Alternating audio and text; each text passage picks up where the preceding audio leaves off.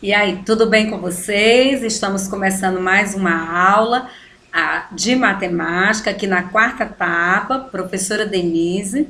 Estamos começando o nosso segundo ciclo, ou seja, o segundo bimestre.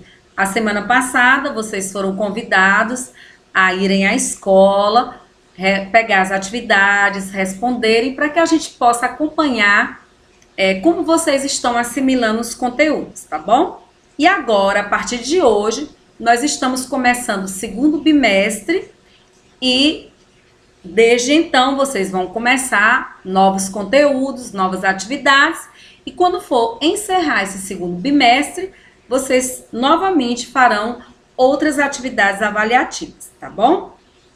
Então, o nosso conteúdo de hoje, certo? Está aí no livro, né, do sexto ano. Eu sempre gosto de mostrar o livro, lembrar da importância de usar o livro. Está aí nesse livro, tá bom? Vamos só passar aqui pra gente que a gente... Pronto. Então, o conteúdo de hoje a gente vai falar um pouquinho sobre fração, tá certo? E esse conteúdo de fração está no seu livro, que eu acabei de mostrar, na página 119.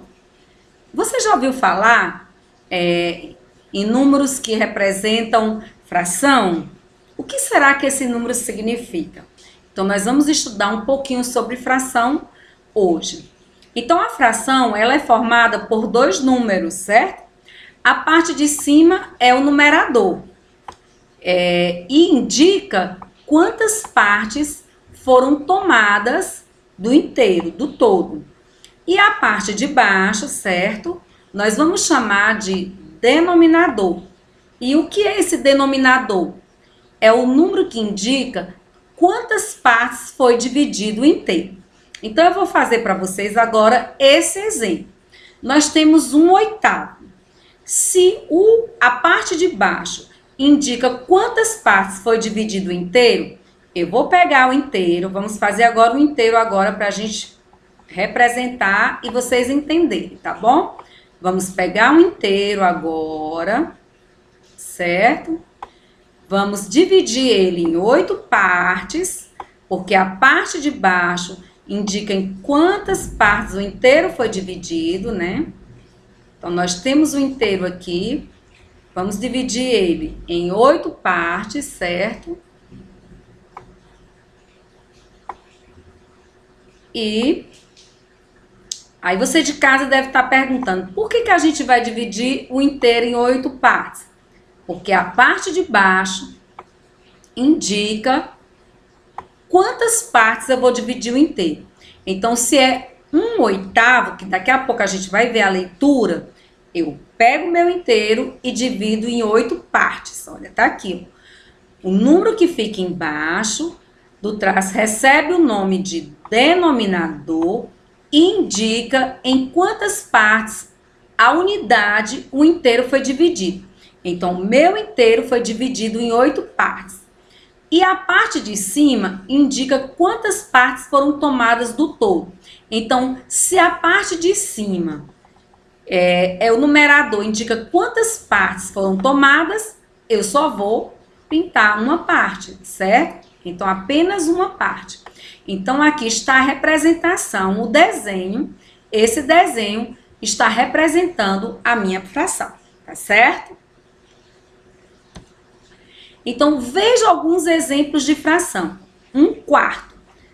O meu inteiro foi dividido em 4 partes e eu pintei uma. Por que eu pintei Porque a parte de cima indica quantas partes foram tomadas do inteiro, foram retiradas uma.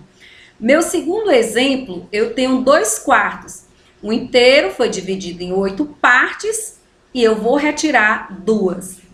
Aqui, novamente, 1/4, só que aqui está em forma de círculo e aqui está em forma de quadrado.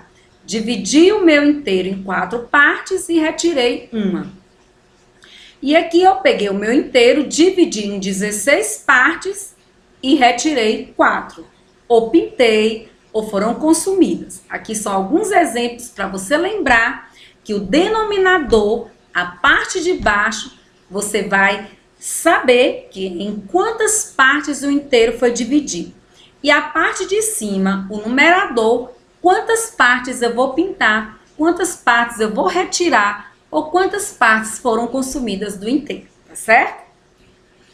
Eu coloquei também para vocês algumas leituras para a gente entender bem como é que a gente lê a fração.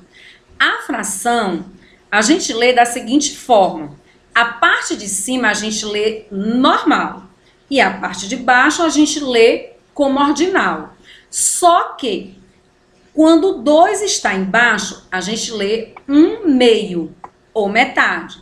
E quando for o número 3, o numeral 3 embaixo, a gente lê como terço. Então, 2/3, tá certo?